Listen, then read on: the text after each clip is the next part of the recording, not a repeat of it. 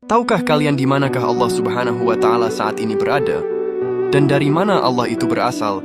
Bisa melihat Allah adalah hal yang sangat mungkin bagi manusia, dan itu merupakan puncak kenikmatan di alam semesta ini. Dalam ajaran Islam, orang-orang mukmin kelak akan diberi kesempatan untuk melihat Allah Subhanahu wa Ta'ala ketika di akhirat. Kepercayaan ini adalah bagian dari keyakinan Ahlus Sunnah wal Jamaah dan dianggap sebagai salah satu kenikmatan terbesar di surga, bahkan di alam semesta. Dalam Al-Quran, Allah Subhanahu wa Ta'ala berfirman, "Wajah-wajah orang-orang mukmin pada hari itu berseri-seri. Mereka melihat Tuhannya." Quran Surah Al-Qiyamah ayat 22 hingga 23. Namun untuk di alam dunia, tidak ada satupun manusia yang mampu melihat Allah secara langsung kecuali orang-orang yang dikehendakinya. Bahkan, Nabi Musa saja sampai pingsan ketika baru melihat nur Allah Subhanahu wa Ta'ala. Allah tidak terlihat oleh mata manusia di dunia ini karena Dia memiliki sifat al-ghaib, yang berarti tidak terlihat dan tidak dapat dibayangkan oleh makhluknya.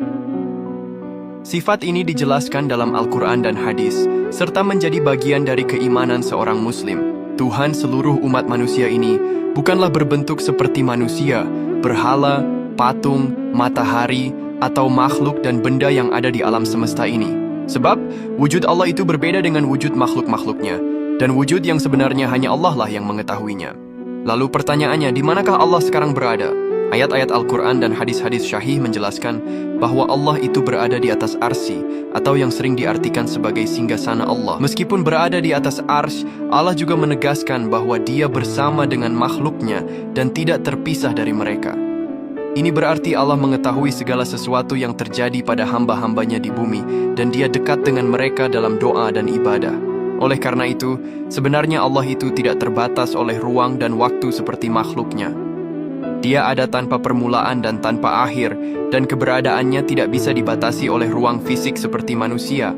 Ulama Ahlus Sunnah wal Jamaah meyakini bahwa Allah itu berada di atas arsy, namun juga mengetahui segala sesuatu dan sangat dekat dengan hambanya. Lalu pertanyaan selanjutnya, dari manakah Allah itu berasal?